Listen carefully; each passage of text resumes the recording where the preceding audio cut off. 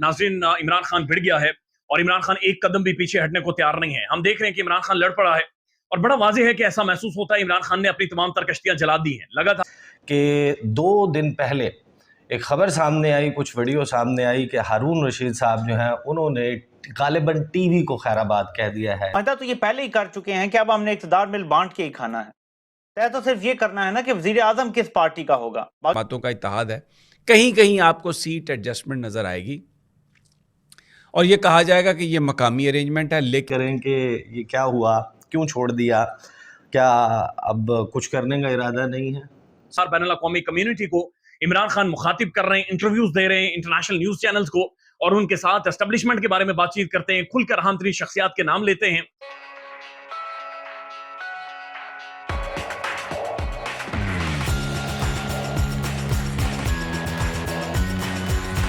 और बड़े संजीदा नौइयत के सवाल उठाते हैं। इमरान खान ने एक न्यूज चैनल को इंटरव्यू दिया और उसमें उन्होंने वाज़ेह तौर पर कहा कि जो मुझे जानते हैं उन्हें पता है कि मैं खून की आखिरी कतरे तक लड़ता हूं और मैं किसी भी तौर पर इस जंग में भी, सियासी जंग में भी पीछे नहीं हटूंगा। खान साहब ने कहा है कि मैं डायलॉग की बात कर रहा हूं लेकिन आगे से डायलॉग की जवाब नहीं दिया जा रहा। मैंने आर्मी चीफ को भी ऑफर की है कि मेरे साथ बातचीत करें लेकिन उधर से कोई जवाब नहीं आया। इस वक्त रियल पावर एस्टेब्लिशमेंट है पाकिस्तान की, ये जो सारी पॉलिटिकल पार्टीज है ये सारी पपेट्स हैं, इनकी कोई औकात नहीं है। उन्होंने कहा कि उनसे पूछा गया कि अगर आप दोबारा इक़्तिदार में आए तो क्या बदला लेंगे। उन्होंने कहा मैं कोई बदला नहीं लूंगा लेकिन रूल ऑफ लॉ इस मुल्क के अंदर होगा। इस वक्त मुल्क में जंगल का कानून बन चुका है और मेरी पार्टी को खत्म करने की मुनज़्ज़म कोशिश की जा रही है। असल में ये जमहूरियत पर हमला है और इस चीज को कोई एक्नॉलेज नहीं कर रहा कि जमहूरियत को लपेटा जा रहा है इस मुल्क में। उनसे पूछा गया कि क्या आप इन सारे मसाइल का, या जो ऑपरेशन आपके खिलाफ हो रहे हैं, आप इसका जिम्मेदार एस्टेब्लिशमेंट को समझते हैं? तो इमरान खान ने कहा कि जी बिल्कुल एस्टेब्लिशमेंट को ही समझता हूं और एक अहम तरीन पाकिस्तान की शख्सियत का नाम भी लिया। उन्होंने कहा कि जिस तरह से मेरी पार्टी को गिरफ्तार किया जा रहा है, या खासतौर पर जिस तरह से मुझे गिरफ्तार किया 9 मई को, उसका रिएक्शन आना था। उस रिएक्शन को इस्तेमाल करते हुए मेरी पार्टी खत्म करने की कोशिश की जा रही है। मैं 70 साल का आदमी हूं, मेरे खिलाफ कमांडो एक्शन करने की जरूरत नहीं थी उस दिन इस्लामाबाद हाई कोर्ट में। अगर वो कमांडो एक्शन ना होता तो शायद आज 9 मई की आड़ में मेरी पार्टी को खत्म ना किया जा सकता। ये काम हिटलर ने किया था अपनी अपोजिशन के साथ, जो कुछ मेरे साथ हो रहा है। उन्होंने कहा कि इंटरनेशनल एस्टेब्लिशमेंट सिर्फ जाती मुफादात को देखती है, इसके अलावा इंटरनेशनल बैनुल अक़वामी एस्टेब्लिशमेंट का कोई लेना देना नहीं है। उन्हें इंसानी हुकूक से कोई लगाव नहीं है या इंसानी हुकूक के बारे में कोई वो बातचीत नहीं करते। उनसे पूछा गया कि अगर आपको वापस जाना पड़े, या 3 साल जो आपने गुजारे हैं या 1 साल जो हुकूमत से बाहर हो गए हैं, तो आप क्या समझते हैं कि आपने क्या गलती की है? खान साहब ने कहा कि मैंने 3 सालों का जायजा लिया है और मैंने बखूबी जायजा लेने के बाद मुझे महसूस हुआ है कि मैंने किसी को बिट्रे नहीं किया, मैंने किसी को धोखा नहीं दिया, बल्कि मुझे बैक स्टैब किया गया है, मुझे धोखा दिया गया है और मुझे जनरल बाजवा ने बैक स्टैब किया है। मैं तो उनके साथ चल रहा था, मैं तो 1 पेज की बातचीत कर रहा था, लेकिन मुझे पता नहीं था कि ये मेरे साथ ये करने वाले हैं। उन्होंने कहा कि फिर उनसे पूछा गया कि आपकी पॉलिटिकल पार्टी कमजोर हो गई है, आप बड़ी कमजोर विकेट पर हैं। खान ने कहा कि पॉलिटिकल पार्टीज वीक नहीं होती, वीक तब होती हैं जब लोग उन्हें छोड़कर चले जाते हैं। पब्लिक मेरे साथ है, मैं कमजोर नहीं हूं, मेरा मुल्क कमजोर हो रहा है, चूंकि मैं जब भी इंतखाबात होंगे मैं जीत जाऊंगा। उन्होंने कहा कि फिर उनसे पूछा गया कि अगर, इमरान खान ने कहा कि अगर एस्टेब्लिशमेंट पाकिस्तान की मुझे कन्विंस कर लेती है कि मेरे बगैर उनके पास कोई हल है या मुल्क यहां से आगे बढ़ सकता है, तो मैं खुद ही साइड पर हो जाता हूं, मैं खुद ही पीछे हो जाऊंगा, मुझे कोई फर्क नहीं पड़ेगा। ये जो मर्जी कर लें, इलेक्शन में ही जीतूंगा।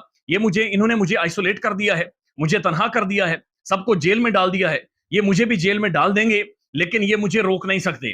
उनका आखिरी प्रोग्राम आ गया और उसके बाद शायद बहुत सारे लोग अब पर्दा स्क्रीन के ऊपर नहीं देख पाएंगे हारून रशीद साहब के वो जो दिलचस्प अंदाज में तज्ज़िये होते हैं, तबसरे होते हैं, जो ख़बरें ये शेयर करते हैं।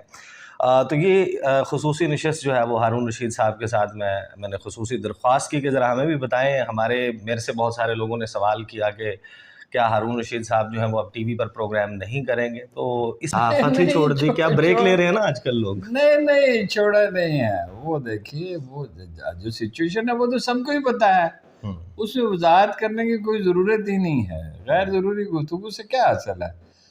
तो मैंने खुद ये बिल्कुल ईमानदारी से कह रहा हूँ, आप मुझे जानते हैं, मैं कोई खुदा न खास्ता कहानियाँ घड़ने वाला आदमी नहीं हूँ और न मुझे इसकी कोई ज़रूरत है।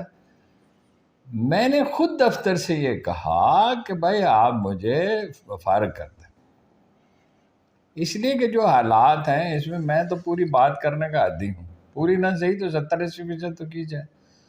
تو حالات اس کے جیسے ہیں وہ آپ سب کو پتہ ہی ہے. تو مجھے آپ مہربانی کر کے فارغ کر دیں, تو کم از کم چھٹی دے دیں تو پھر دیکھ لیں گے.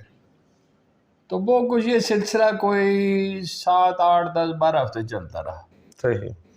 اس کے بعد میں نے دیکھا کہ وہ مجھے چھوڑنا بھی نہیں چاہتے. اچھے لوگ, بھلے لوگ ہیں. مطلب میں نے ان 55 برس میں ظاہر ہے کوئی 20 دفتروں میں تو کام کیا, کبھی میں نے گنے تو نہیں, لیکن 20 تو ضرور ہوں گے. تو وہ یہ سب سے بہتر دفتر ایک لحاظ سے, یعنی خوش اخلاق لوگ ہیں, مربت ہے. میری عمر بھی ایسی ہو گئی کہ سب کوئی جتنے بھی لوگ ہیں, چیف ایگزیکٹو صاحب تو میرے بڑے بیٹے کی عمر کے ہیں, اور جو سربراہ ہیں ادارے کے, اور چیف ایگزیکٹو نہیں جو یعنی ادارے کے بڑے پارٹنر ہیں, میجر پارٹنر ہیں میرے خیال میں کبھی پوچھا تو نہیں کون میجر پارٹنر ہے, 3 آدمی ہیں. اور جو دونوں باقی حضرات ہیں وہ بھی 10 12 برس میں سے چھوٹے ہی ہیں عمر میں, اور مروت کے لوگ ہیں, شرافت اور وقار سے پیش آتے ہیں. تو میرے یہاں جی لگا ہوا تھا, تو میں یہ چاہتا تھا کہ بھئی اب میری عمر بھی ایسی ہو گئی کہ میں اس ادارے کو نہ چھوڑوں, اور بھی چھٹی لے سکتا ہوں کچھ. تو وہ پھر کوئی سمجھ نہیں آ رہی تھی کیا کیا جائے. انہوں نے کہا گھوم پھر آئے دنیا میں, کچھ عرصہ ہی ہے, پھر دیکھتے ہیں کیسے مشورہ کرتے ہیں. میں نے کہا کہ میرا گھومنے پھرنے کا زمانہ گزر چکا ہے, میں نے خوب دنیا کی سیر کی ہے. اگر عمرے کا وہ کھلا ہوتا اپنا دروازہ تو میں ضرور عمرہ کرنے, میں حج کا موسم ہے تو اس وقت تو باقی سب تو طے ہے, وزارتیں بھی مل بانٹ کے کھانی ہیں, صوبوں کو بھی مل بانٹ کے کھانا ہے, ملک کو نچوڑنا بھی ہے, یہ تو طے ہے. تو پھر یہ ملاقاتیں کیوں ہیں؟ اس کی تھوڑی سی میں آپ کو تفصیل بتاتا ہوں کہ صورتحال کیا ہے. لیکن ناظرین, دبئی میں اقتدار کی بندر بانٹ کے ساتھ ساتھ معاملہ یہ ہے کہ الیکشن ہونا ہے یا نہیں ہونا. بظاہر ایسا نظر آتا ہے کہ جو اصل میں طاقت میں لوگ ہیں وہ الیکشن نہیں چاہتے, لیکن انٹرنیشنل حالات کی کچھ مجبوری بھی ہے شاید, کہ ایک سسٹم کو جھوٹی ہی صحیح لیجٹیمیسی فراہم کرنی ہوتی ہے, تو شاید اس کے لیے الیکشن کروانا چاہتے ہیں یا اس کا کوئی قانونی حل نکالنا چاہتے ہیں. اب قانونی حل کیسے نکل سکتا ہے؟ 2-3 طرح سے نکل سکتا ہے. ایک تو حل یہ ہے کہ جسٹس بندیال ہی مان جائیں اور 12 اگست کو اسمبلی کی مدت ختم ہونے کے باوجود بھی, یا 14 اگست کو ختم ہو رہی ہے, یہ حکومت جاری رہے, اور سپریم کورٹ سے توثیق کروا لی جائے, کوئی معاشی ایمرجنسی ٹائپ چیز یا کچھ بھی کر کے توثیق کروا لی جائے. دوسرا یہ ہے کہ یہ حکومت ختم ہو جائے تو یہ جماعتیں آپس میں طے کر کے کیئر ٹیکر بندہ لگا لیں جو ان کے زیادہ قریب ہو اور طاقتور حلقوں کے کم قریب ہو, تاکہ ان کے مفادات کو سرو کر سکے بطور نگران وزیر اعظم. محسن نقوی کی کارکردگی سے یہ لوگ بہت خوش ہیں. پنجاب میں زرداری بھی خوش ہے اور شریف خاندان بھی خوش ہیں. خدشات جو ہیں, اور نواز شریف کو خاص طور پہ یہ خدشات ہیں کیونکہ وہ بار بار ڈسا جا چکا ہے, زرداری ابھی تک نہیں ڈسا گیا. زرداری کے ساتھ ہمیشہ سے اچھے تعلقات رہے ہیں طاقتور حلقوں کے. نواز شریف کے ساتھ تعلقات کبھی اچھے ہوتے ہیں, کبھی تھوڑی سی گڑبڑ ہو جاتی ہے. وہ یہ ڈرا ہوا ہے کہ اگر ہم نے کیئر ٹیکر حکومت بنوا دی, پیچھے ہٹ گئے, جو اپنا قاضی آ رہا ہے وہ کیا صرف ہمارا وفادار ہوگا یا ان کا وفادار ہو جائے گا؟ اور اگر ان کا وفادار ہو گیا اور اگلے سال 2 سال 3 سال تک الیکشن نہ ہوئے تو پھر ہمارا کیا فائدہ اتنا محنت کرنے کا؟ اگر ہمیں بھی اقتدار نہیں ملے گا, ہم بھی باہر بیٹھے رہیں گے, مزے کوئی اور کرے گا, تو اس سے ہمیں کیا فائدہ ملے گا؟